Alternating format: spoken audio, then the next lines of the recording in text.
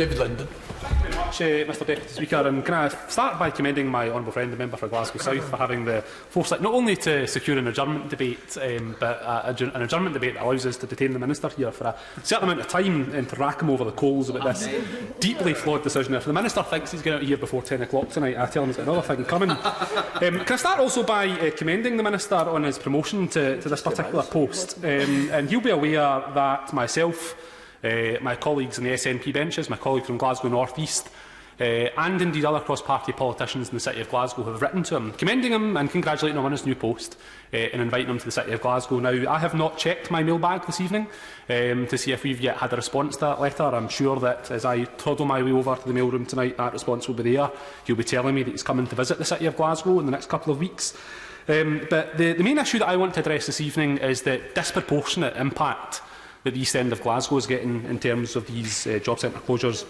My honourable friend, the member for Glasgow Central, has already very passionately, over the course of her time in this Parliament, outlined the case for retaining Bridgeton Job Centre, the doors for which closed on Friday last week. My own constituency of Glasgow East, over the course of the next 2 weeks, will see Easterhouse and Parkhead closed, with everybody being relocated to Shettleston, and I'll come on to that particular point in a moment. But one of the things that I've been quite clear about in my time since being elected to this House in June is that we have ministers sitting in their ivory towers in Whitehall making decisions by spreadsheet, by Google Maps, and deciding what they're going to do to communities in Glasgow and communities in Scotland without having the foggiest idea whatsoever about those communities. And the thing that reaffirmed that for me was during the month of December I visited the Easterhouse Housing and Regeneration Alliance, which was a coalition of 8 independent housing associations. The Minister would have been there this afternoon when I mentioned them as well. This is a coalition of housing associations that have been operating as long as I've been alive. They know their tenants, they know their local communities, and every single director, every single staff member, every single board member of that association was absolutely clear that these closures will be deeply damaging, not just for the City of Glasgow, but for some of the most vulnerable people in our city. And if he won't listen to Easterhouse Housing and Regeneration Alliance, he could listen to the Citizens Advice Bureaus in our city. We have some fantastic Citizens Advice Bureau in Easterhouse led by John McClure, in Bridgeton, my honourable friend's constituency, led by Frank Mawson, and in Parkhead Citizens Advice Bureau. And I'm sure it's only a coincidence that the only job centre that they plan to keep open in the East End of Glasgow is not located next to a Citizens Advice Bureau. Because what we see with the Citizens Advice Bureaus in the East End of Glasgow is that when people are sanctioned at the job centre, when people are treated unfairly at the job centre, they can go to their Citizens Advice Bureau and they can receive support. And I think it's deeply, deeply damaging that we're going to remove that support. But one of the things that I became quite struck by, particularly after I was elected and met with the honourable gentleman, the member for East Hampshire, who's now the Education Secretary, was this idea that somehow this is a party political campaign, that somehow this is a campaign against the Tories. Now, if the Minister wants to believe that, that's absolutely fine, and he can take from me that as an SNP politician, I don't have a huge amount of love for the Tories.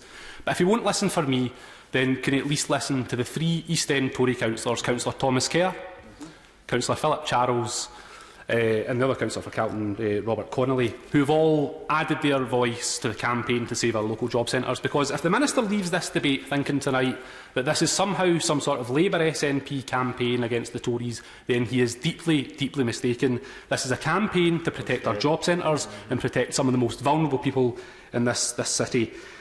And for me, I think that the 3 reasons why I want to see our job centres being kept open are because of digital exclusion, because of transport, and because of the very deep-rooted issues of the gangland culture and territorialism that still exist, sadly, within our communities. And we've all, on a cross-party basis of politicians, got to solve that. But there have been fantastic research undertaken by the likes of the Citizens Advice Bureau, by the Church of Scotland, about the real problems associated with digital exclusion. Something like half of my constituency have never touched a computer. Now, we know that some people are able to use the internet on their smartphones, but that is not a way that you're going to do a 90-minute universal credit application. If the Minister wants to come to Glasgow and find a library that is willing to allow people to sit and do a universal credit application for 90 minutes, then he'll be quite shocked to find that that is not actually the case. More than happy to give way to Honourable Gentleman from Glasgow North East. Colleague next door in Glasgow East. Actually, PCS have done an assessment of the rationalisation of job centres, and their survey data shows that actually libraries in Glasgow are so in demand that they've placed time limits on use of computers, thus excluding people from being able to do these onerous applications using their facilities. Thorough just places another barrier in the place of these people who are already IT illiterate or who have the capacity to do it. From Glasgow North East for that very powerful intervention, and I think that is only reaffirmed the fact that I do a surgery in both Baillieston Library and Parkhead Library, and as soon as I arrive at 10 o'clock there's already a queue of people waiting to use the computers, and what this government will do by removing that computer access at job centres will be deeply damaging, and the Minister will be aware, no doubt, of his predecessor answering a slew of written questions from me about the number of Wi-Fi connections, about the number of computer log-ons at Easterhouse Job Centre, the very job centre that wants to go. And I give way to one friend from Glasgow South. Very briefly, I think my researcher counted his written questions, Mr Deputy Speaker. It was over 100. He mentions the invitation to the Minister to come to Glasgow. So far, no Minister has bothered to come to any of the job centres they want to close or meet any of the people affected. So could I just add to what my honourable friend has said and implore the Minister to find time in his diary soon to come to Glasgow for one of those very meetings? I'm very grateful indeed to my honourable friend from Glasgow South. He makes reference to the number of written questions that I've tabled. I'm rivalled only by the honourable gentleman member for Strangford in my love for written questions.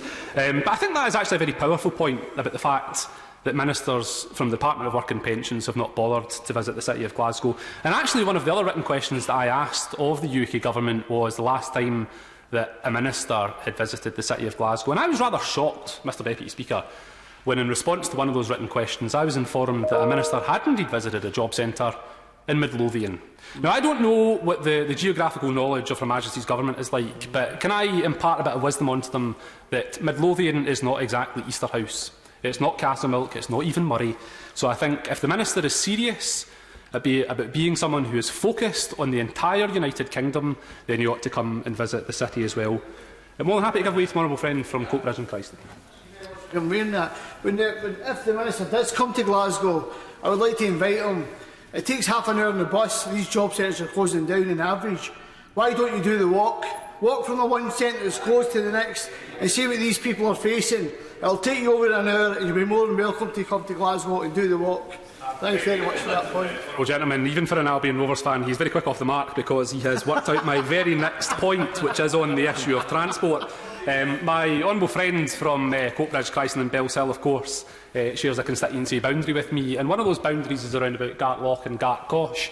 Now, I don't know if the Minister would probably be able to point to where Gartloch is on a map, but the reality is if you've got to walk from Gartloch to Shettleston on a cold January or February day, it's going to take you a rather long time to do that. But the third issue that I want to touch on is the issue of the gangland culture and territorialism that exists in Glasgow. Now, I'm glad to say that largely in the process of my growing up, not due to me, I must add, but a lot of that has been tackled, and we don't have quite the same problems that we do. But one of the examples that I would give to the Minister is the community of Wellhouse, which is separated with a road with East Hall. There are two very, very small communities in the Greater Easterhouse part of my constituency. They have their own community centre. They have their own housing association. They're two very small communities. But the reason for that is because at one point, young guys couldn't walk across that road without fear of getting involved in all sorts of incidents. And if the Minister won't listen to me about the concerns about territorialism and the gangland culture, then he should listen to Commander Stevie Hazlitt, who heads up Glasgow East Police, who I was quite surprised to find out the department had not bothered to consult about this as well. And the Minister will be aware, of course, because I'm sure he's done his homework, that Shettleston Job Centre was piloted as being one of the under-25 job centres where everybody in the whole of the East End of Glasgow would come to. This was a number of years ago, and what did they get? They had all sorts of trouble because they had people from different communities coming together and clashing, and that puts the security staff and the staff at the job centres at immense risk as well. But I'm conscious of time, and the final point that I want to touch on is the issue of the job centre that they want to merge absolutely everything into. Shettleston Job Centre, which would be some sort of UK super job centre when you merge Bridgeton, Easterhouse and Parkhead. And I was quite surprised when I found out only a couple of weeks ago that when you compare the number of car parking spaces, and this is particularly on the issue of staff, when you compare the number of car parking spaces that exist at Shettleston Job Centre and for all of the new staff that will be transitioned to that job centre, I say to the Minister, if I find out in the next couple of weeks that Shettleston Road has been turned into a car park, I'm going to be very, very unhappy. But what I would commend the final thing in saying is the Evening Times, a local newspaper in Glasgow that has been resolutely united in campaigning to save our job centres. So I would say to the Minister, if he won't listen to me as an SNP politician, if he won't listen to even the Tory councillors in Glasgow, he should listen to the newspaper that's for Glasgow.